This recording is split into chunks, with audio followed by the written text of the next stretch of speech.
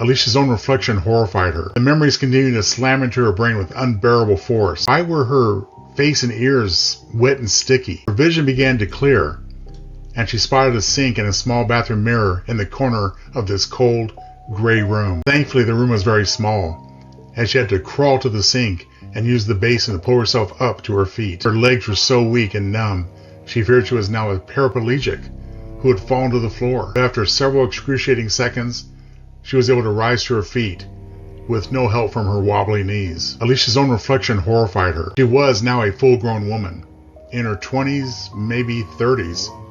It was hard to tell. She was still a young woman chronologically, but now old physically and mentally before her time. Blood flowed freely from both nostrils. Her eyes were solid, red bloodshot. As she turned on the faucet to draw some water into the sink, her hands trembled uncontrollably. She splashed the tepid, murky water on her face. Her head was pounding. Memories began to flood into her mind. Each surge felt like someone was shoving her head mercilessly into a wall or squeezing her skull with a vice. There were a lot of memories, it seemed. Lots of catching up to do. She still couldn't accurately determine her age.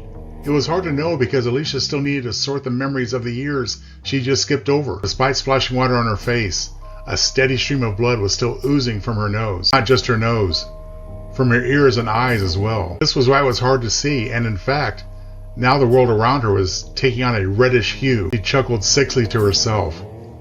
After a lifetime of trauma and torment, was this how she was going to pack it in? Death by nosebleed? She looked around. The room was indeed very small. 3 concrete walls, a floor and ceiling, all painted industrial gray. There was no fourth wall. In its place, iron bars. Prison cell. Single occupancy. She continued to do what she could do to clean herself. The bleeding had finally slowed to a trickle, but she knew there had to be extensive brain damage. The excruciating agony from the fast forward was finally fading. But then, the real pain began. Alicia's brain now held all of her missed memories. Most of them anyway. For the first time, there were missing recollections. Memories of the past 12 years. Alicia realized with horror that she was now 28 years old. She collapsed in despair.